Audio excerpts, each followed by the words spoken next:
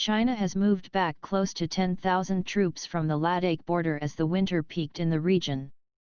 However, frontline positions remain fully manned by Indian and Chinese troops along contentious points on the line of actual control.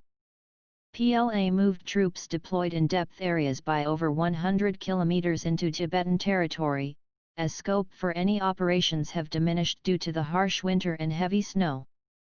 India has maintained a matching deployment in Eastern Ladakh to counter the unprovoked Chinese buildup. However, the situation along the border remains tense as both sides have kept tanks, artillery guns, and armoured personnel carriers ready along the border.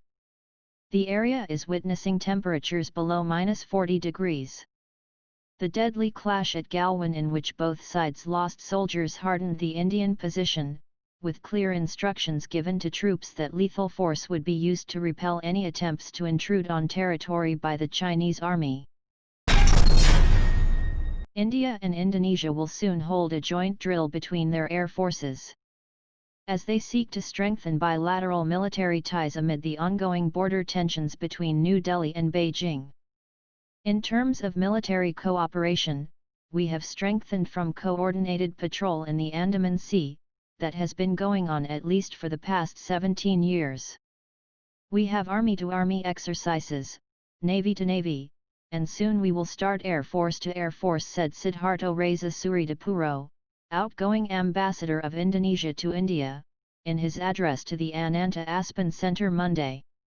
This is expected to send a strong signal to China at a time when New Delhi and Beijing are engaged in a bitter border standoff at the line of actual control in Ladakh.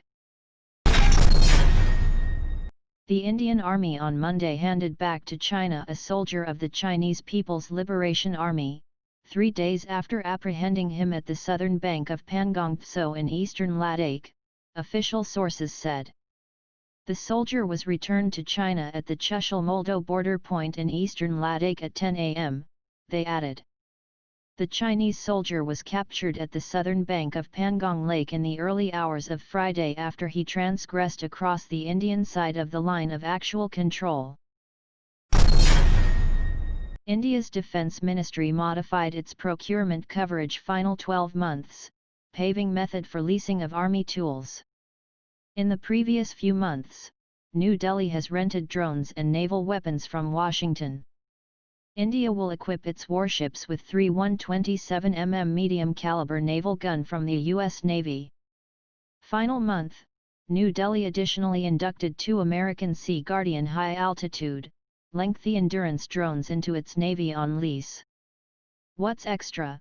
India's Defence Ministry has confirmed that 6 Airbus A320 passenger jets, previously operated by the nation's nationwide airliner Air India, shall be upgraded into Early Warning and Management (AEWNC) plane. These planes detect plane, ships, and automobiles at lengthy ranges. India's air pressure can be going through a scarcity of air-to-air refueling plane, and is predicted to lease extra as quickly as potential. New Delhi can be anticipated to lease mild utility helicopters and coach plane. The metal cutting is expected to commence 1 year after the contract finalization. And as things stand now, the Tejas Mk1A will have its first flight during the last quarter of 2022-23. The delivery of all the 83 aircraft will be completed within 6 years from the supply of the first fighter. HAL is to deliver 73 fighters and 10 trainers under the yet-to-be-inked contract of 83 Tejas Mk1As. HAL insiders term Tejas Mk1A as a real Desi game changer, which will be setting aeronautical benchmarks for India's future fighter programs. What give Tejas Mk1A more teeth compared with earlier version of Tejas are 4 key capabilities over the current variant.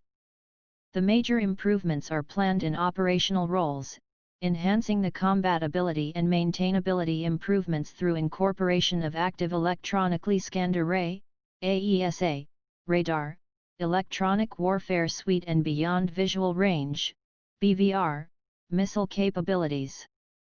Desi air-to-air missile Astra Mk1 will be integrated on Tejas Mk1A, giving an edge to the fighter over its contemporaries in BVR warfare. With the introduction of Pod Self-Protection Jammer, SPJ, and AESA on Tejas Mk1A, the survivability of the aircraft is further enhanced.